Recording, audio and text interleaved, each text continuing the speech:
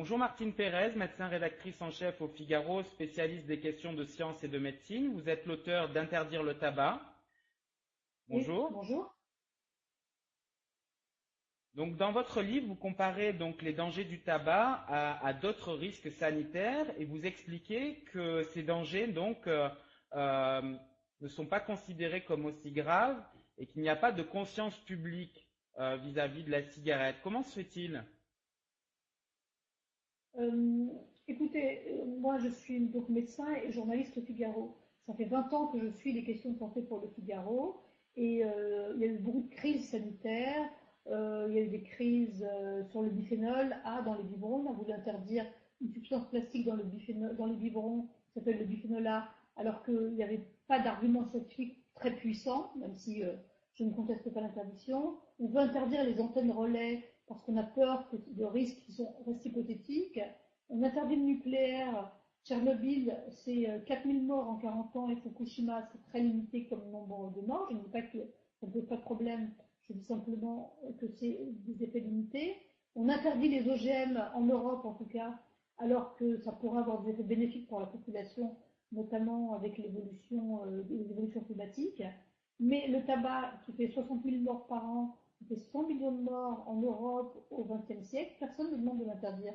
Je trouve assez insensé cette disproportion entre les appels à interdire des risques qui sont peu avérés ou modérés et ce silence assourdissant vis-à-vis des dangers du tabac. D'accord.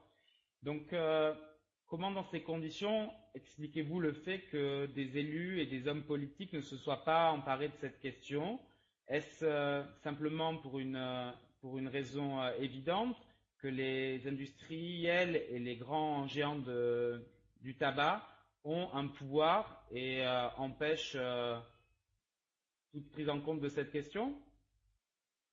Bon, écoutez, moi je pense d'abord que il y a une méconnaissance du dossier. Je pense qu'avant tout, les élus et les hommes politiques euh, ne connaissent pas bien ce dossier. Je pense qu'ils croient encore aujourd'hui que le tabac c'est la liberté et qu'après tout, les gens sont libres de se détruire ou pas. Moi, ce que je dis dans mon livre, c'est que le tabac c'est pas du tout la liberté, le tabac c'est l'esclavage. Le tabac c'est pas la beauté, le tabac c'est la mauvaise santé. Le tabac c'est vraiment un produit toxique qui ne sert à rien. Mais les élus et les hommes politiques, il faut vraiment réfléchir à fond à ce sujet pour se rendre compte d'à quel point la population a été manipulée par les industriels du tabac, qui ont pendant des années nié les dangers du tabagisme actif, qui ont nié les dangers du tabagisme passif, qui ont payé des experts pour dire du bien du tabac, etc., etc. Il y avait énormément de manipulation de ce côté-là.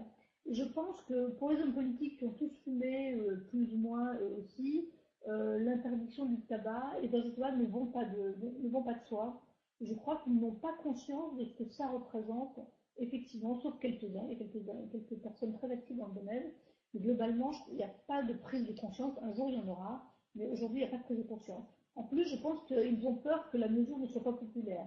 Ils ont peur que réclamer l'interdiction du tabac ne plaise pas à leurs éventuels électeurs.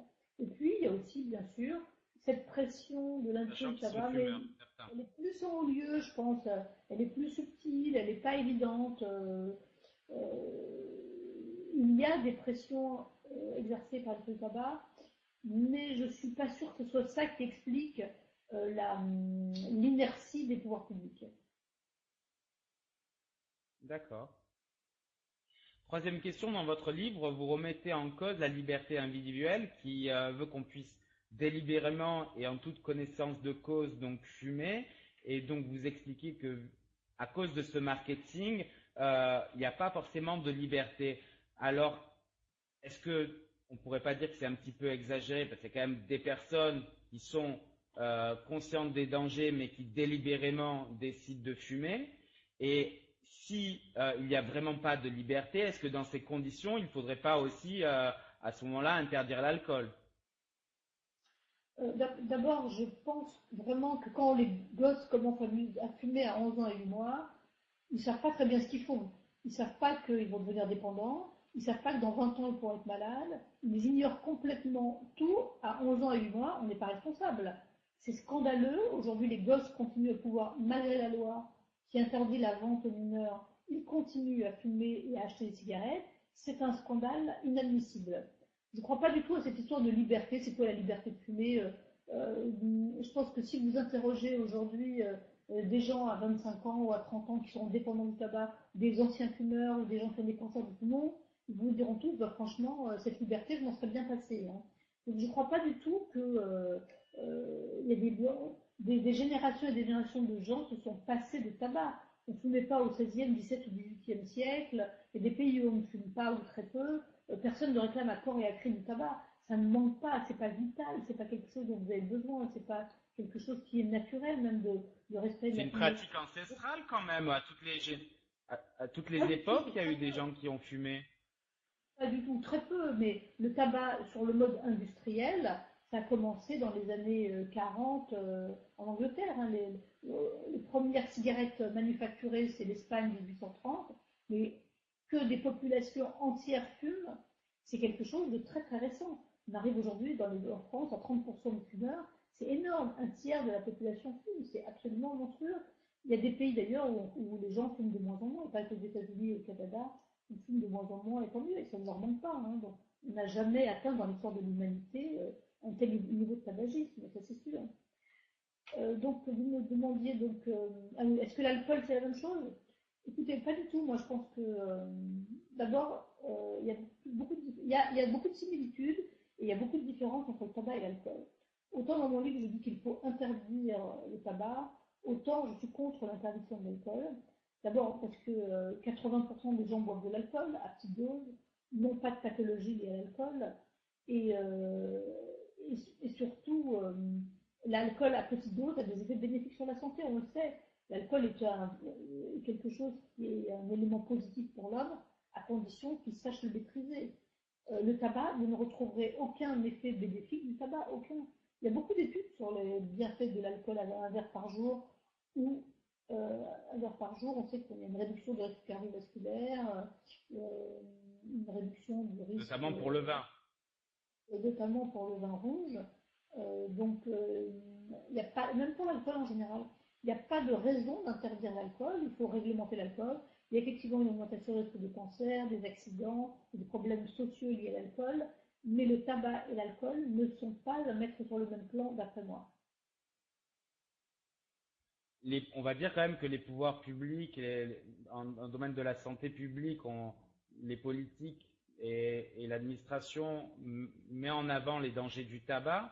On a de plus en plus de lois qui sont restrictives, notamment l'âge auquel on peut commencer à acheter des cigarettes, ça a augmenté. Il y a de plus en plus de lois restrictives. Vous, pour sortir totalement du tabac, vous dites qu'il faut une interdiction totale. Sans ça, on n'y arrivera jamais.